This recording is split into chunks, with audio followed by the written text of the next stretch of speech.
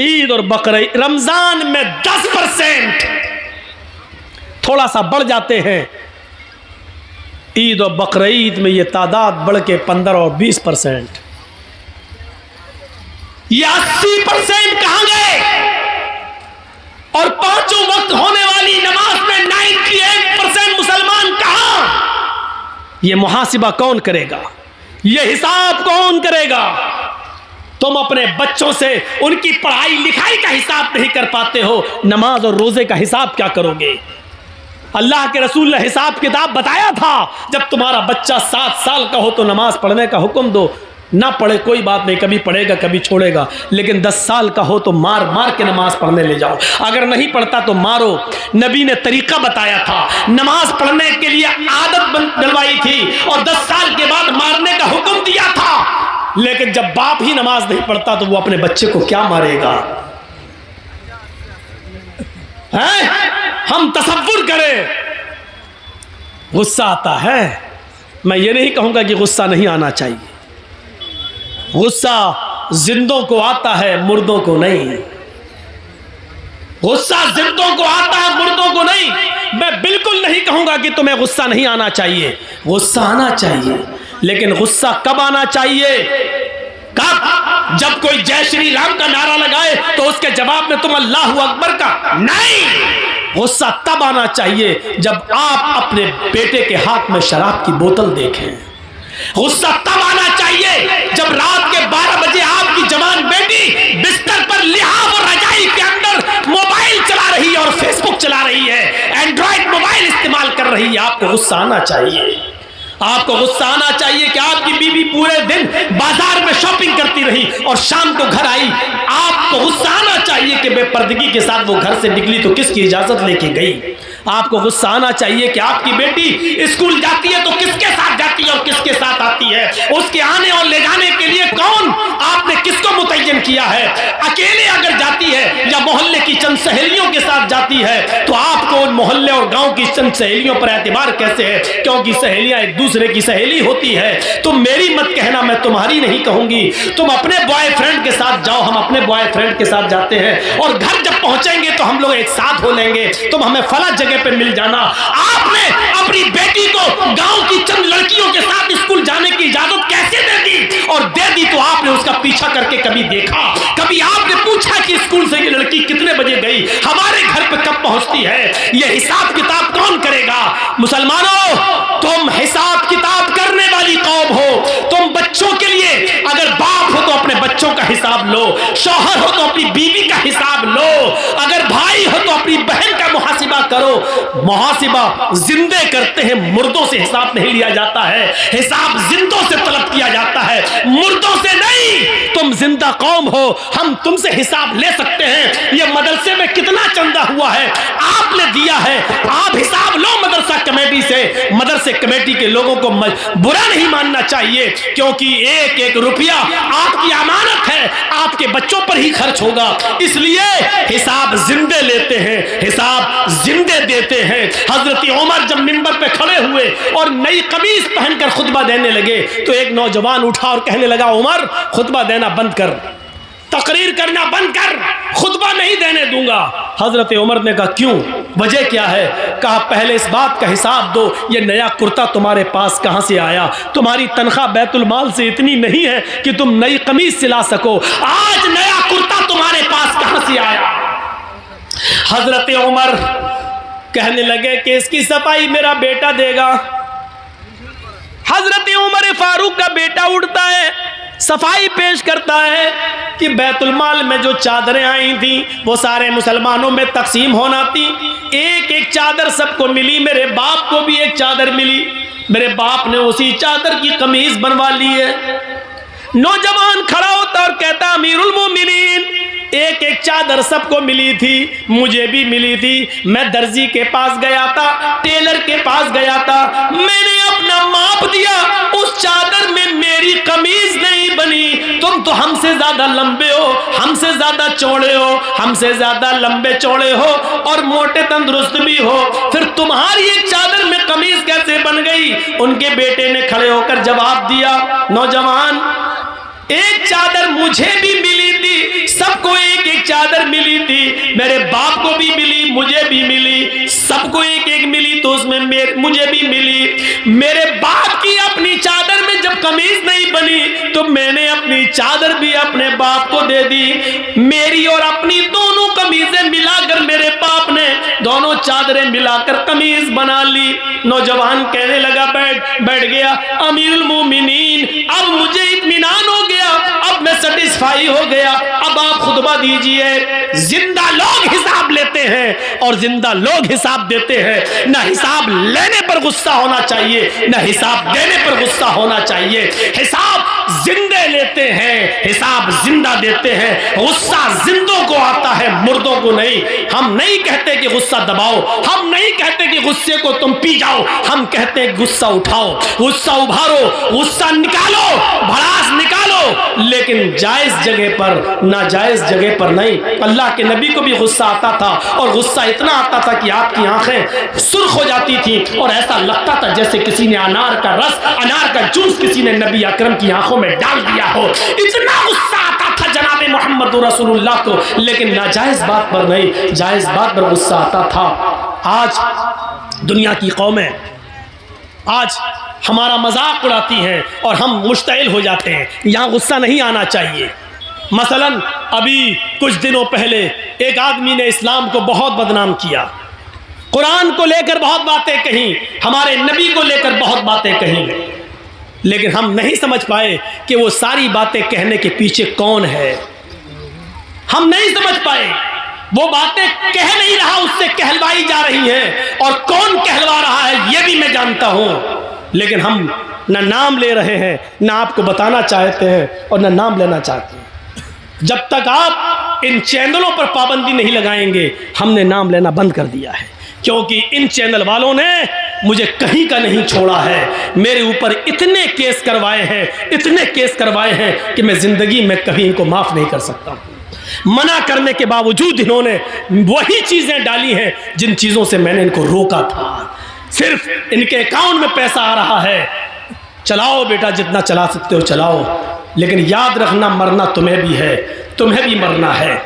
और मैंने अब ऐलान कर दिया है, अब जब भी कोई मुझसे जलसे की डेट लेगा तो मेरी पहली शर्त होगी कि कोई भी चैनल वाला नहीं आएगा। ये दिसंबर का महीना ख़त्म हो रहा है, 3-4 दिन और रह गए हैं। अब जनवरी में मेरा यहाँ कोई प्रोग्राम नहीं है, मैं बम्बई जा रहा हूँ, और फरवरी से जितने भी प्रोग्राम होंगे सबके साथ ये शर्त लग चुकी है कि कोई चैनल वाला हमारे जलसे में नहीं आएगा। आएगा तो मैं नहीं आऊँगा। और धोखा एक बार दोगे, बार बार नहीं। जिस जलसे में मैंने किसी चैनल वाले को देख लिया, मैं जिसको बुलाऊंगा, जो मेरे लिए अच्छा होगा और मेरे कहने के मुताबिक जो स्पीच जो देता, उसको बस बुलाएंगे, किसी को नहीं बुलाएंगे। जो मेरे कहने पर चलेगा बस वही, और वो 1-2 आदमी है, इससे ज़्यादा मैं किसी को इजाज़त नहीं दूंगा। ये 1 फरवरी से मैं ये कानून नाफिज कर दिया हूँ। दिसंबर तक चूँकि दे चुका था प्रोग्राम, इसलिए मैं किसी को रोक नहीं पाया। याद रखिए, आज तक, आज की तारीख बता रहा हूं, अब तो 26 हो गई, 25 तारीख को ये जलसा रखा था हमारे मुखिया जी ने। 25 तारीख मैं बता रहा हूं आपको, मैं आपके बिस्तर पर लेटा हूं मुखिया जी के घर, और जी हिंदुस्तान में आज भी मेरे बारे में चलाया गया है। आज भी जी हिंदुस्तान मुझे दिखा रहा है, आज भी उसने यही बिहार और बंगाल की तकरीरों की कटिंग आज भी उसने पेश की है। मैंने तुम्हारा सुअरपना देख लिया है।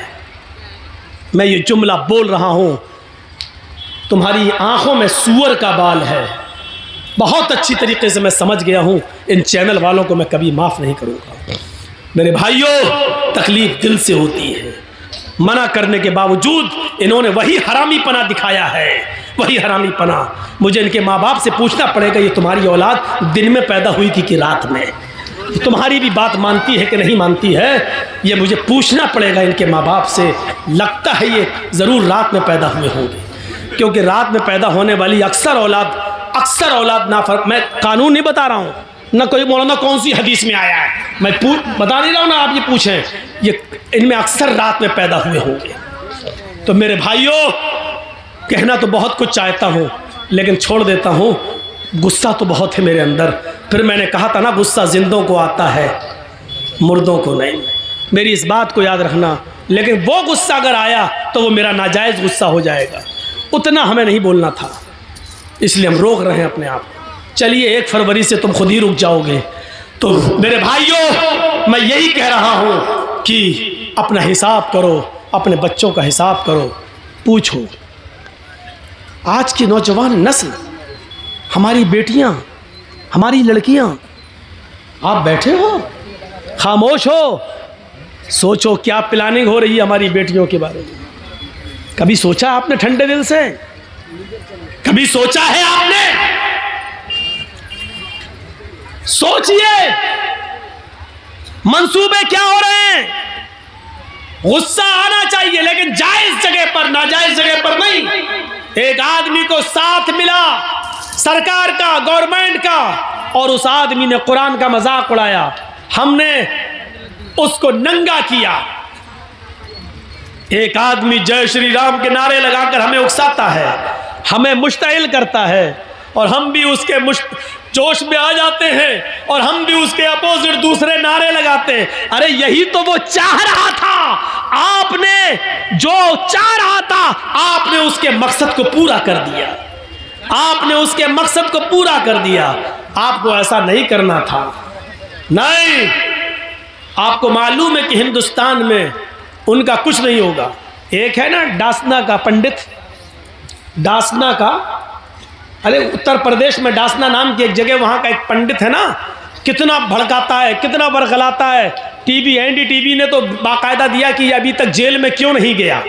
देखिए कितना बरगलाता है, लेकिन ज़रूरी नहीं कि जो आदमी हमें बरगलाए हम भी वैसा ही जवाब दें, कोई ज़रूरी नहीं है।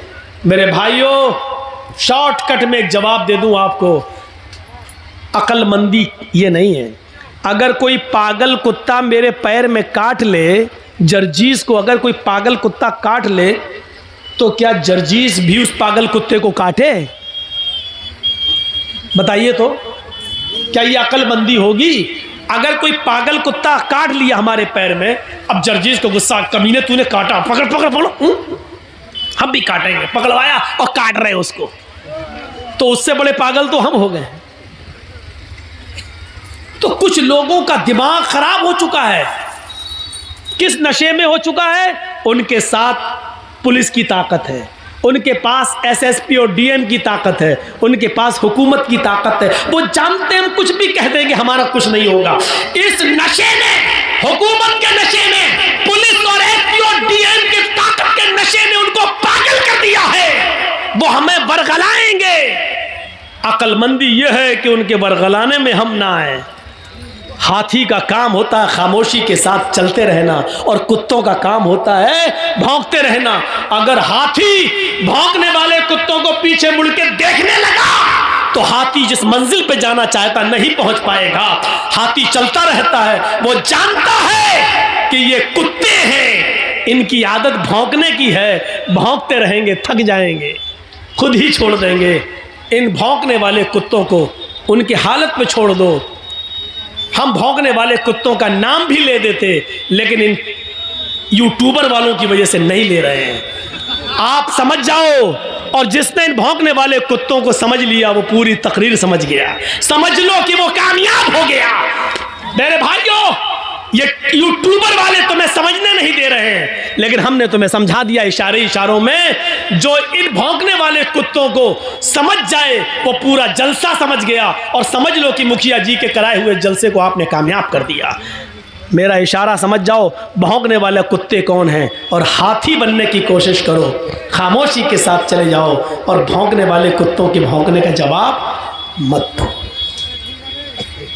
यही तुम्हें इस्लाम ने सिखाया है।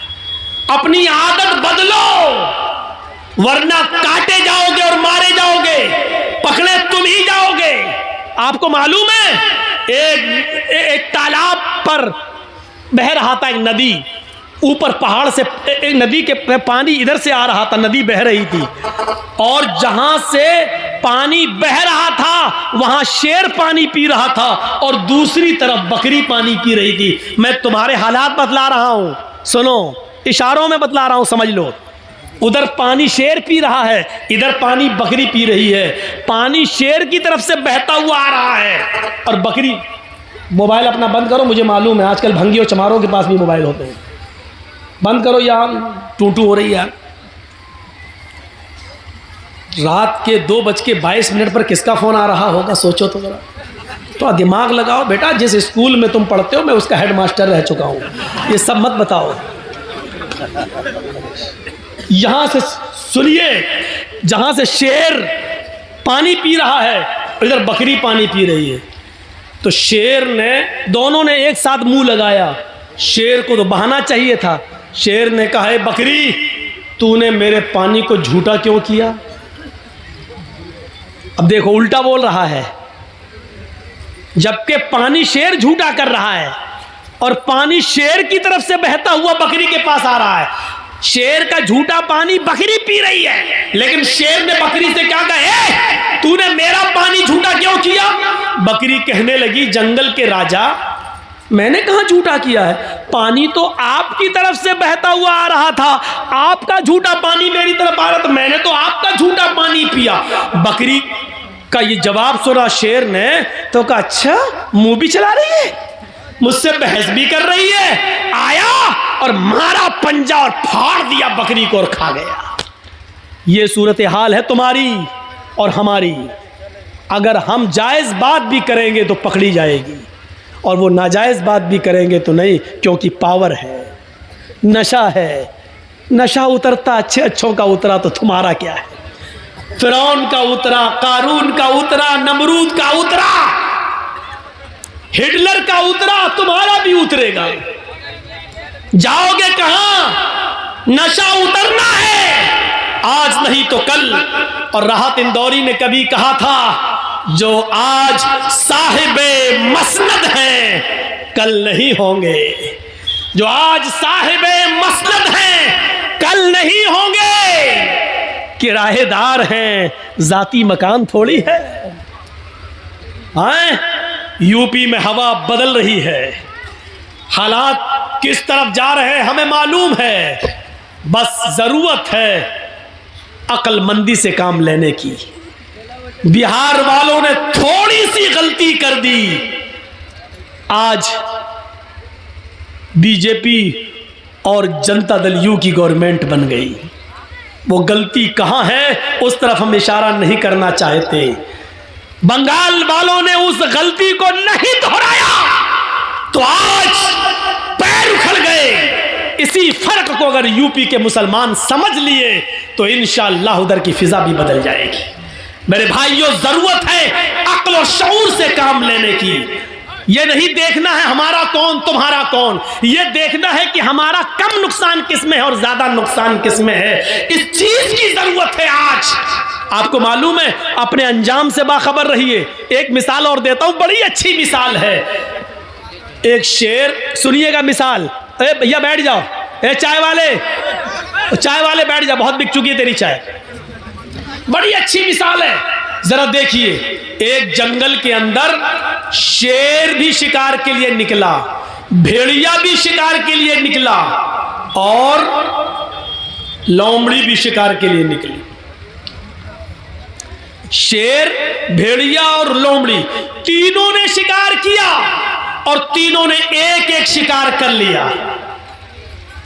शेर ने हिरन मार दिया,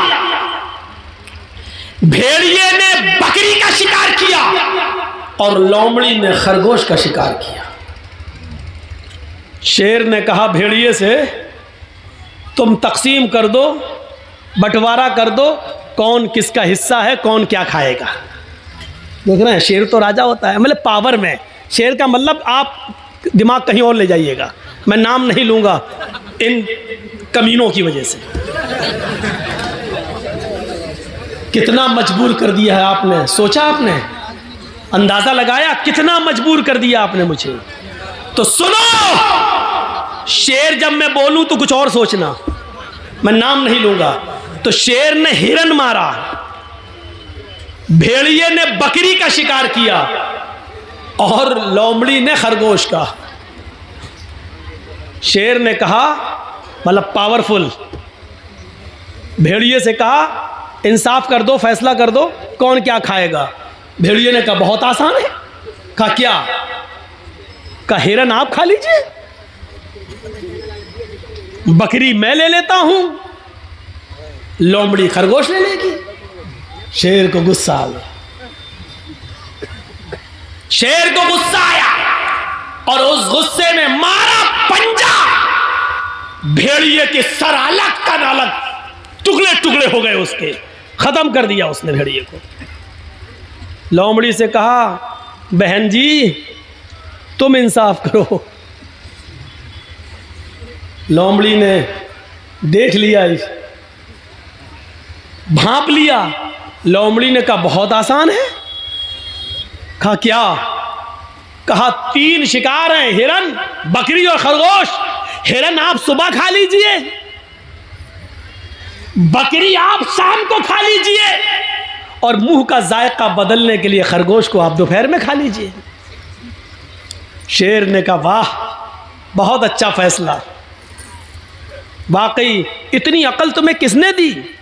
इतना अच्छा फैसला तुम्हें किसने सिखाया? उसने कहा इस भेड़िए ने, इस भेड़िए के अंजाम ने। इतनी जबरदस्त मिसाल देने के बाद भी हमारी अकल नहीं खुल रही है। हमारी अकल, भेड़िए, लोमड़ी ने देखा खरगोश जा रहा है, जाए, ये मेरा कम नुकसान है, लेकिन अगर ये हम ही को मार के खा गया तो हम ही नहीं रहेंगे तो क्या खाएंगे? अपने आप को पहले बचाओ। तो मेरे भाइयों, इस वक्त ये मत देखिए कि कौन आ रहा है, इस वक्त ये देखिए कि हमारा बड़ा नुकसान किसमें और छोटा नुकसान किसमें है। इसलिए बड़े नुकसान से बचाने के लिए छोटा नुकसान अपने आप को कर देना चाहिए अपना। इसलिए बिहार वाले बड़े नुकसान को समझ नहीं पाए, छोटा नुकसान नहीं कर सके, इसलिए दोनों नुकसान से महरूम होकर उसी बड़े नुकसान में फिर पल रहे हैं। बंगाल वालों ने लात मार दी, बड़े नुकसान से अपने आप को बचा लिया और छोटा नुकसान उन्होंने कर दिया। अल्लाह उत्तर प्रदेश की आवाम को भी बड़े नुकसान से बचने की तौफीक अता फरमाए, उनको अक्ल शऊर अता फरमाए और उनको भी समझदारी से काम ले, और लोमड़ी की तरह उनको भी इबरत हासिल करने की तौफीक अता फरमाए। वरना हाल वही होगा जो भेड़िए का हुआ, क्योंकि पावर, इंसाफ तो यही था। शेर ने हिरन मारी, शेर हिरन खा ले, भेड़िए ने बकरी मारी, भेड़िया बकरी खा ले, लोमड़ी ने खरगोश मारा, लोमड़ी खरगोश खा ले। भेड़िए ने फैसला सही किया, लेकिन इसके बावजूद भी उसको हाथ, जान से हाथ धोना पड़ा।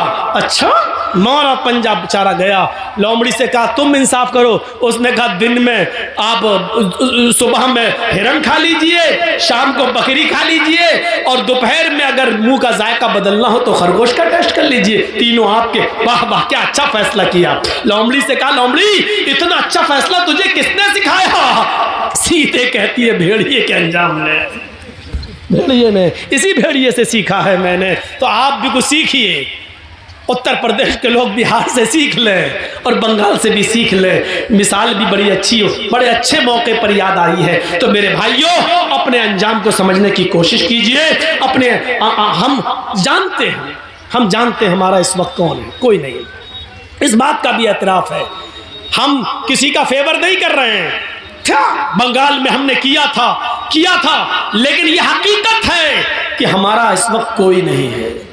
आप किसी पर भरोसा करके देखें तो भरोसे के लायक कोई नहीं है। इस बात का एतराफ़ है कि मुसलमानों को हमेशा हर पार्टी ने ठगा है, हर जमात ने ठगा है, हर सियासी जमात ने हमारा नाजायज फायदा उठाया है। हम मजबूर हैं, लेकिन हाँ, हम अपने अंजाम को भी देख रहे हैं और समझ रहे हैं मेरे भाइयों। इसलिए हमें अक्ल के नाखून लेना पड़ेगा, अपने अंजाम को सोचना पड़े। मैं डरा नहीं रहा हूं, मुसलमान कभी किसी से डरता नहीं है।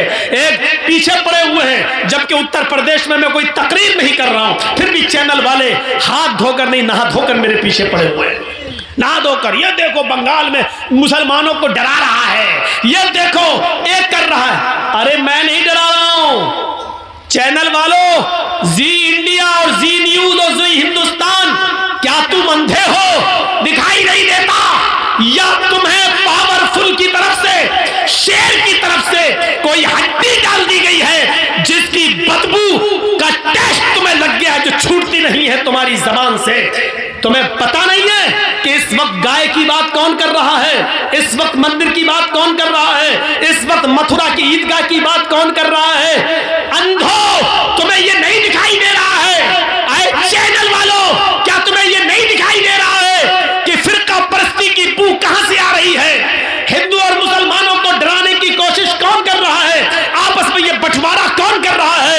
चैनल वालों ये तुम्हें दिखेगा नहीं, क्योंकि हड्डियों ने तुम्हारे अंदर नशा पैदा कर दिया है। वो हड्डी शेर की तरफ से आई है। शेर, बस अक्लमंद रहा इशारा काफी, शेर की तरफ से आई है। इस शेर को समझ जाओगे आप कौन है। शेर भी कभी बकरी बनेगा। और कहो इंशाअल्लाह, कहो इंशाअल्लाह। ये तहज्जुद की नमाज का वक्त है रात का, और अल्लाह ताला पहले आसमान पर आ जाता है। इस वक्त दुआ कीजिए कि बारे इलाह जो हमारे मुल्क के लिए बेहतर हो उसको मुल्क का मुहाफिज बना। हम ऐसी दुआ ही नहीं कर रहे हैं कि कोई हम पर केस करे। हम तो ये कह रहे हैं जो हमारे देश के हक में बेहतर हो, जो हमारे मुल्क के हक में बेहतर हो, जो हमारे मुल्क की हिफाजत करता हो, जो सच में हमारे मुल्क को अपना मुल्क समझता हो। ऐ अल्लाह तू इस मुल्क का इक़्तिदार उसको अता फरमा। ऐ अल्लाह जो भारत के 1 अरब 25 करोड़ लोगों को एक साथ लेके चलता हो, जो धर्मनिरपेक्ष हो, जो हिंदू मुस्लिम के चश्मे से नहीं इंसानियत के चश्मे से देखता हो। ऐ अल्लाह इस मुल्क को ऐसे लीडर की जरूरत है, इस मुल्क को उसके हवाले कर दे। आमालुकुम वमालुकुम, जैसे तुम्हारे आमाल होंगे वैसे तुम्हारे ऊपर हुक्मरान मुसल्लत होंगे। हमारे आमाल अच्छे होंगे तो अच्छे हुक्मरान, हमारे आमाल बुरे होंगे तो हमारे ऊपर बुरे हुक्मरान मुसल्लत होंगे। अल्लाह रब्बुल आलमीन से दुआ है कि बारे इलाह तू हमें हमारे आमाल की इस्लाह करने की तौफीक अता फरमा, और फिर तू हमारे ऊपर अच्छे हुक्मरानों को मुसल्लत फरमा दे। बारे इलाह हम तुझसे दुआ करते हैं कि इस मुल्क में अमन पैदा फरमा दे, सुकून पैदा फरमा दे, शांति पैदा फरमा दे। ऐ अल्लाह जिस तरह एक बाग के अंदर आम, सेब, पपीता, अमरूद, अंगूर, अनार सब होता है और किसी फल को किसी फल से दुश्मनी नहीं होती है, उसी तरह इस मुल्क में हिंदू, मुसलमान, सिख, ईसाई सब लोग रहते हैं। अल्लाह हम सबको आपस में भाई भाई बना दे, एक दूसरे का हमदर्द बना दे, एक दूसरे का गमख्वार बना दे, एक दूसरे के लिए अपनी कुर्बानी देने वाला बना दे। ऐ अल्लाह एक दूसरे का दर्द कांटा हिंदू को चुभे तो उसका दर्द मुसलमान अपने दिल में महसूस करे, और कांटा मुसलमान को चुभे तो उसका दर्द हिंदू अपने दिल में महसूस करे। हमें ऐसा एक दूसरे का हमदर्द बना दे। ऐ अल्लाह गंगा जमनी तहजीब जो हमेशा हमारे मुल्क में कायम रही, कुछ लोग इस गंगा जमनी तहजीब को मिटाना चाहते हैं। बारे इलाह जो लोग हिंदू मुस्लिम एकता को मिटा रहे अल्लाह तू उनको मिटा दे। ऐ अल्लाह जो हिंदू मुस्लिम एकता को खत्म करना चाहते अल्लाह तू उनको खत्म कर दे। ऐ अल्लाह जो इस मुल्क के अमन, चैन और सुकून और शांति को भंग करना चाहते हैं अल्लाह तू उनको भंग कर दे। ऐ अल्लाह जो इस मुल्क में फसाद बर्पा करके इस मुल्क को जंग की आग में और गिरा युद्ध में घुसेड़ने की और धंसाने की कोशिश कर रहे हैं अल्लाह तू उनको इस मुल्क से मिटा दे और उनका सफाया कर दे। इस मुल्क की हिफाजत फरमा। ये मुल्क हमारा मुल्क है, ये 1 अरब 25 करोड़ देशवासियों का मुल्क है। हिंदुओं ने भी, मुसलमानों ने भी इस मुल्क को आजाद कराया है। ऐ अल्लाह इस मुल्क के अमन और चैन से कुछ लोग खिलवाड़ कर रहे हैं अल्लाह तू उनको खिलौना बना दे, उनको निशाने इबरत बना दे। जिस तरह हिटलर बना, हज्जाज इब्ने यूसुफ बना, जिस तरह और लोगों को तूने निशाने इबरत बनाया, बारे अल्लाह तू उनको भी निशाने इबरत बना दे। बाद में आने वाली नस्ल उनके जुल्म को याद करे, उनके सितम को याद करे। 11:30 बजे 11:40 पर मैं आया था और फिर 12:40 पर, और मेरा 2 घंटे का तकरीबन पूरा वक्त हो गया है, 1:45 तो हो ही गया है। तो मेरे भाइयों हम अल्लाह से दुआ करते हैं कि बारे इलाह हमें अक्ल व शऊर से काम लेने की तौफीक अता फरमा। बारे इलाह जब तक तू हमें जिंदा रख, इस्लाम पे जिंदा रखना, और जब हमारा खात्मा हो तो ईमान पर हमारा खात्मा फरमाना। और आखिरी ऐलान ये आपसे कि मदरसे 2 साल कोरोना का शिकार रहे हैं और नहीं चल सके हैं। आपसे आखिरी गुजारिश